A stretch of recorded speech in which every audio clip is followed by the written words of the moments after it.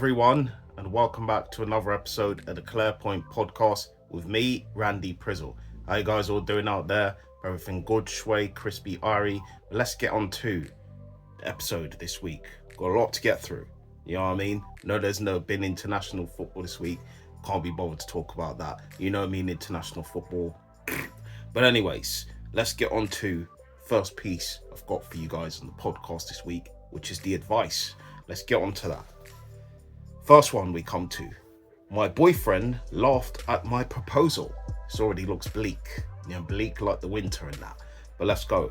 She says, my boyfriend is 25 years old and I have been together for 5 years.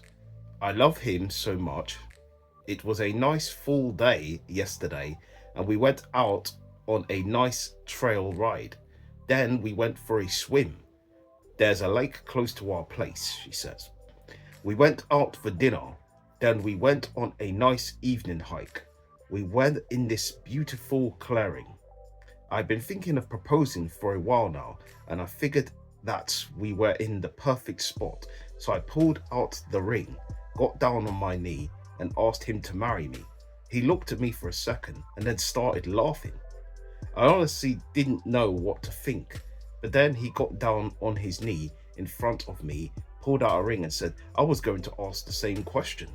I thought that was hilarious. We both had the same plan.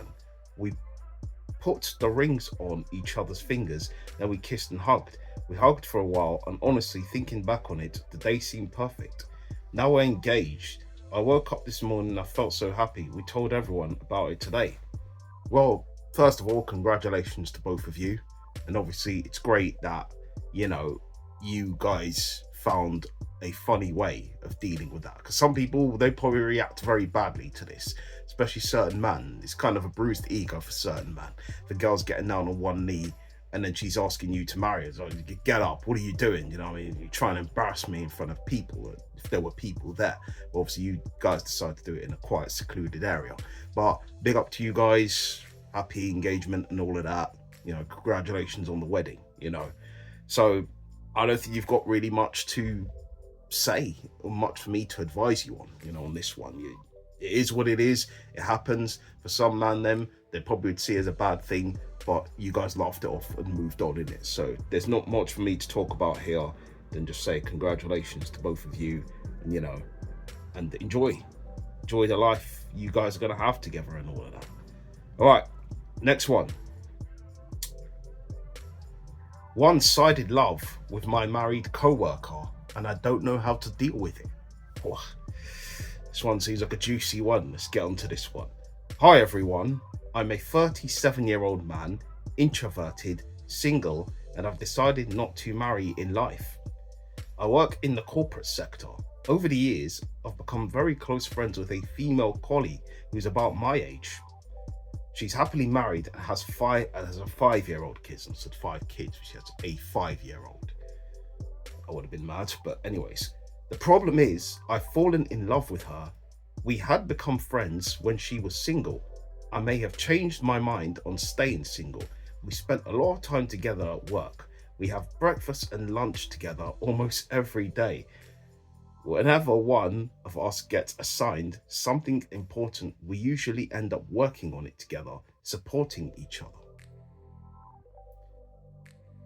Even for personal things like mid-year or year-end performance assessments, which most people don't share with anyone, we review and help each other with those too, spotting missing points, editing, making them better.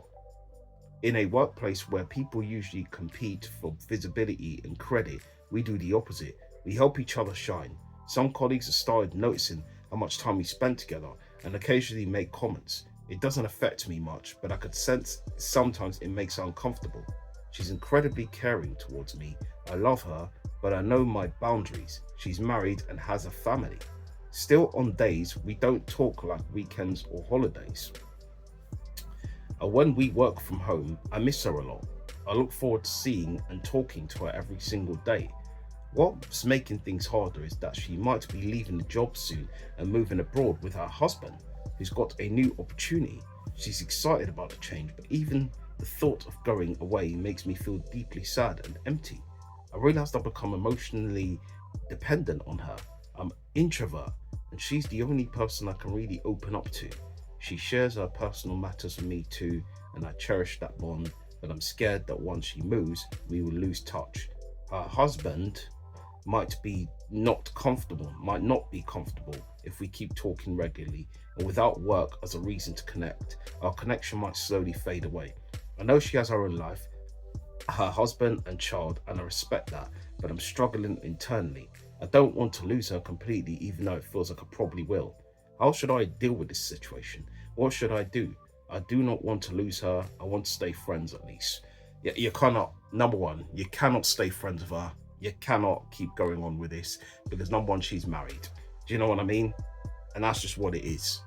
She hasn't got the time of day for you, and you probably haven't expressed her your feelings and told her everything, how you are feeling. So she doesn't know. Do you know what I mean? She doesn't know that you've fallen in love with her. And the best case scenario is just to not let it be known, because she's got a husband, she's got a family. You don't want to mess everything up. The best case scenario is just to move the hell on. You know what I mean? Go and find another gal, go to the bar, meet some gal, do the one night thing, enjoy yourself. Just forget about her. You know what I mean? And when she leaves, you probably would be moaning, crying your eyes out and all of that, you know what I mean? Which you probably would do. That's fine. Just get over it. Move on and find someone else. Do you know what I mean? The fact of the matter is, the first time you were having these feelings, you should probably express them. But it's too late to express them. It's too late to apologize. It's too late. It's too late. So it's all done. Goodbye. Leave it where it is. You know what I mean? And also in the workplace, you should not be getting close with your peoples at work. You should not be entertaining or trying to date someone at work, because you know what it's going to be. The gossip around town, you're going to be the main headlines, the main news. And for her, obviously, she's a married woman. It looks bad on her if she was entertaining you as well. So there'll be a lot of slander. There'll be a lot of things coming her way, a lot of backlash if people knew how you felt about her. So the best case scenario is not to entertain it anymore. Cut it off, move on. Simple as that. You said you're an introvert, stay introvert. Do you know what I mean? Do what you have to do. You know what I mean? Sometimes just get yourself out of that place of the introvertedness and go and find a gal in a bar and just do some mad things. Do you know what I mean? Call it a night, have some fun. You know what I mean? Get out of there. Use this as a learning step, as an example to move on and move forward. You know what I mean? So that's all I got to say on that. Excuse the background noise, but you know, it is what it is. But that's all I've got to say on that. Let's move on now. That's it for this advice I've got for you guys. What do you think of the advice? What would your advice be to that person or those persons? You can put your comments below on that one or keep them to yourself. Cool. We're going to move on now to talk what's the word. So the what's the word for this week, we're going to come to obviously P Diddy. P Diddy has been jailed for 4 years, which I think obviously is a great thing in terms of obviously, you know, for the people out there that he's been a menace to society to, you know. But I don't think P Diddy is going to do the full 4 years. I think he will find a way out of this. And the reason why I say this is because purely is that, you know, he's got the lawyers, the best lawyers in town. Those lawyers will find a way to shorten his sentences. And I feel like that's what is going to happen. He's not going to do the full 4 years. They will find a way to make sure he does something like 1 or maybe half the sentences. And that's what's going to happen. Because he's going to get those lawyers in and they're going to try and twist and turn the book as much as they can to make sure he doesn't do as much time as he should do. Listen, it is what it is. Because listen, we've seen the videos, the way he's moved mad, you know what I mean, in terms of how he's dealing with Cassie and other people. Yeah, this guy's a menace to society and does deserve his jail time, as far as I'm concerned. All right, we're going to move on to the next what's the word, which I've got for you guys. Viral post, which was on X. One user said, you know what I mean, men in committed relationships should not be wishing other women a happy birthday. Now, I think this person is just taking this step too far. Now, I feel like if you haven't really known who your partner is engaging with on social media, then that's your own fault. Do you know what I mean? Yeah, like, Obviously, if it's innocent, the person has worked alongside that person, or they're very cool, very comfortable, good friends, whatever, then it shouldn't be any qualms. But if you're just wishing anyone a happy birthday, it's just a simple happy birthday. It's nothing long. It's nothing like, oh, I want to make it with you. I want to get to know you. Or, do you know what I mean? Singing the G Unit and Joe song. I want to get to know you. I really want to thank you, baby. They're not singing that. So I don't understand why some people are taking it to a step too far, where they're getting very insecure about if their guy is just saying happy birthday to someone. I don't think there's any harm in that. But I think there could be also some ulterior motives where certain man them probably using it as a way to slide in, you know what I mean? Trying to just, obviously, if you haven't disclosed that, hey, just, you know, but then it shouldn't be something that has been taken to the point where it's taken seriously and seen like, oh, this person may be cheating on me with this person down the line. Oh, this person may have ulterior motives and whatever. Or this person, I think in a relationship, you both should try and trust each other. And that's just what it is. Sometimes trust goes a long way. If you've already started where you just don't trust the person, you start to point at things, oh, you just messaged that girl happy birthday, blah, blah, blah, blah. That's when it's going to start on the wrong foot. And then that's when there's not going to be trust in this relationship anymore. And it's going to be problems. It's going to be problems. 99 problems. And that girl definitely was one, because she shouldn't have been one. But you made it a problem when you started to jump on the man's back and go, you were trying to chat to her and say happy birthday. You know what I mean? So sometimes certain girl them just need to calm down. It's not that deep. It's not that serious. You know what I mean? But that's all I got to say on that. Cool. But what do you guys think? P Diddy jailed for 4 years. Viral post from the woman who put on X. You can put your comments below on that one. Keep to yourself. And that's it for What's the Word we got for this week. Now we're going to come on to top 5. My top 5. 5 time. Yeah, you know the rest. Top 5 biscuits. You know what I mean? So last week, or the week before the last, I feel I did top 5 celebrity crushes. And so yeah, it's good reminiscing on that point in time. Good reminiscing. Yeah. Anyways, catch me in my feelings like Drake again. But let's move on. Top 5 biscuits. Now, for me, we start at number 5. Number 5 for me, you know what I mean? And there's been a lot of jostling and thinking about where certain things would go. But I've made this list purely on what I'm eating now, in terms of obviously stuff that are good for me. No eggs, no milk. So that's my list based on that. Let's go. Number 5, bourbon biscuits.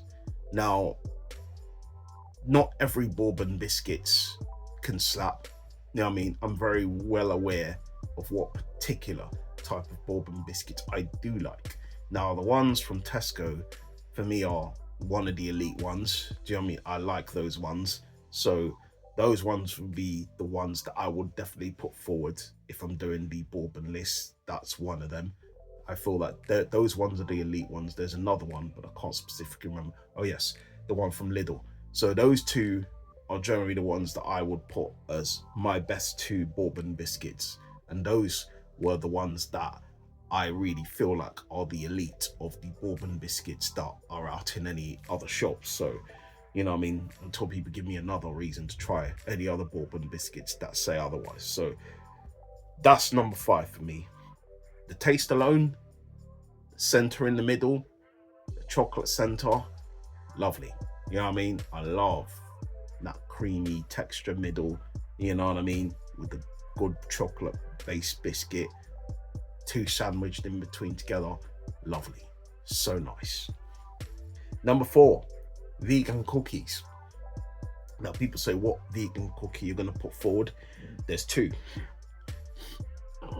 Excuse me.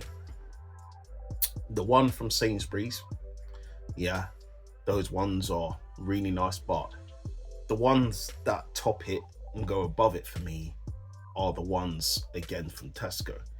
Tesco just do this good vegan cookie where it's the taste difference of, I believe it's called the free from, and the taste alone of those biscuits are just quality. You know what I mean? The crunch is there. The flavors all together mesh really well.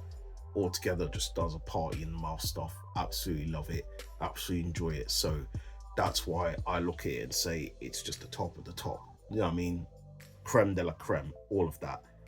Love me some good old fashioned, vegan cookies, especially if they're just as elite as the ones from Tesco. So that's why that is at number 4. It was very close to getting number 3 for me, but I felt like it needs to stay at 4. Because number 3 is Oreos. Now, Oreos, I could put forward the vanilla flavor, which I think is absolutely delightful. For me, the golden vanilla ones, one of the best ones of that sort of Oreos. The new gingerbread one, oh my word, and it's coming soon. I don't want to ruin it for people, but it's coming soon in terms of the snack review. You're gonna get my opinion on that one, but I could have probably already ruined it for some people with, oh, well, you've already said, but in terms of obviously what that does in terms of the flavoring of the Oreo biscuit, the crunch, the flavors together, the golden center of the vanilla, and the 2 gingerbread biscuits, they just do some magical stuff. That's all I've got to say. Absolutely magical stuff. But the original Oreos is still good too. So I had to think of the best one. And for me, it probably is the golden one, the gingerbread one as well. So, but if I'm tying up which one is the best one, I think the gingerbread one just beats the golden one. So that's why that is for me at number 3. Could have easily gone to number 2, but number 2 for me is the Jammy Dodgers, but the chocolate flavor. The Jammy Dodgers. That one, oh my words. The taste of the biscuit all together with the chocolate in the center. Now, I know I did a review before and I said the chocolate center isn't enough chocolate, but I just think with how the biscuit tastes, it really does work all well together. You know what I mean? Probably in the first time when I tried it, I was like, yeah, it probably needs a little bit more chocolate. But in terms of where the biscuit, the flavoring comes together, how like buttery the biscuit taste with the crunch flavor, how it works so well with that chocolate center. Amazing, absolutely love it. So that's why for me, I put the Jammy Dodgers chocolate flavor in at number 2. I don't see them doing it in stores anymore, which is a bit concerning to me. You know what I mean? Because I used to buy them so much, you know what I mean? Buy them a lot of the times. Now, I don't know what happens. Maybe a couple of months, 3, 4, 5 months ago, they've just stopped putting it in the shops now, in where I am at. So I don't know why they've done that, but I would love them to bring them back. Do you know what I mean? Bring it back, like my local song, sing it, bring it back to me. Bring it back, you know what I mean? Because those were elite. So that's why I got to say on that one. But number 1, and the number 1 biscuit for me, and just the taste alone, the flavors, the party in the mouth stuff, it's got to be Biscoff biscuits. That the flavoring alone is brilliant. The taste, the crunch, everything, it just works so well together. Just how spiced the biscuit is too, all together, just lovely, just wonderful. You know what I mean? Beautiful stuff. That's why for me, that has to lie at number 1. You know what I mean? It was very close, to be honest, between that one, the Jammy Dodgers, and the vegan cookies. And it's very difficult, but I thought that I have to base it on what gives me more of a party in the mouth stuff. And I just feel like Biscoff, just the original flavors with nothing changing, that's what generally does the job for me. That's why for me, it has to be at number 1. So that's the thing. And that's what I'm going with, Biscoff at number 1. All right, well, that's that, guys. And that's my top 5 biscuits for this week. What are your thoughts on my top 5 biscuits? Put your comments below on that one, or keep them to yourself. Cool. With that now, we're going to move on now to talk no international football this week. We're going to touch on something that has come back. Yeah, something that has come back that I'm happy to see back. Yeah, I used to watch this show, 2008 to 2010 periods, and they had movies coming out as well. The 2 movies that did come up. So what are you talking about, Randy? I'm coming to it. Wait.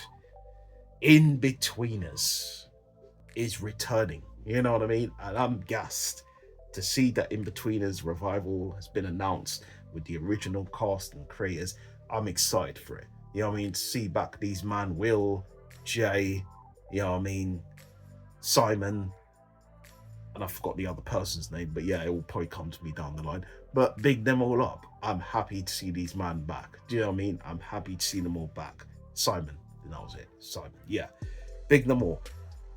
I'm happy to see it back. Obviously, the show was iconic. Do you know what I mean? In terms of like the theme tune, it was a bit mad, but still it kind of worked in a weird way. Do do do do do do do do do do do do do do do. Do you know what I mean? It was one of the most craziest, insane shows, and I'm happy to see it back.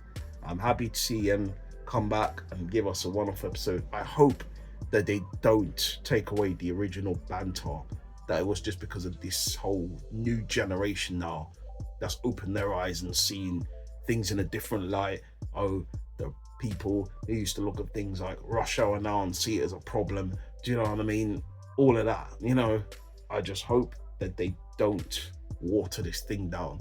They give us the full Inbetweeners experience, because what I would not want is for them to just decide, oh, we gotta, you know, tone it down because of the newer generation. No, fuck that. You know what I mean? That's what I'm saying. Forget them. You know what I mean? If these people can't handle it, don't watch it. That's all I've got to say to them. Do you know what I mean? And it should be as crude as it was in the original series. It's, do you know what I mean? Crude, funny, humorous. That's what I want to see. None of this bullshit, watered down nonsense. Stop all of that. Do you know what I mean? That's why I feel like the Inbetweeners coming back could be the greatest thing, obviously, in terms of its return, because it needed a return. And in terms of, obviously, it's been a decade since I think they did the movies last, the first and the second movie. So I'm happy to see it return. I don't think the second movie slapped as it probably the first one did, but I'm just happy to see the Inbetweeners coming back with the original guys and the original cast. You know what I mean? I can't wait. I cannot wait to see this whole unfold. I'm happy to see it back because it was one of my shows. Do you know what I mean? It's one of them shows, and it's one of them great comedic, episodic shows that people need to really relive their memories again, man. Briefcase wanker and all them things, bus stop wanker. Brilliant times. The stuff that was coming out of that show, epic. You know what I mean? Stuff about Simon's dad, or was it? No, yeah, stuff about man's dad. Do you know what I mean? It was crazy, bruv, and how they all wanted to bang Will's mum and stuff. Do you know what I mean? It's, yeah, man, insane. So, great stuff, man. I'm happy to see that returning because it was such an elite show. So, yeah, man. Yeah. One more thing to add for the podcast ends. Wanted to say rest in peace, obviously, to Patricia Routledge. The people may not know who Patricia Routledge is. She was obviously the star of Keeping Up Appearances, which happened in the early 90s. Part of that show, she played Hyacinth Bouquet. People obviously mistaken it for Bucket a lot of the times, which was the hilarious thing.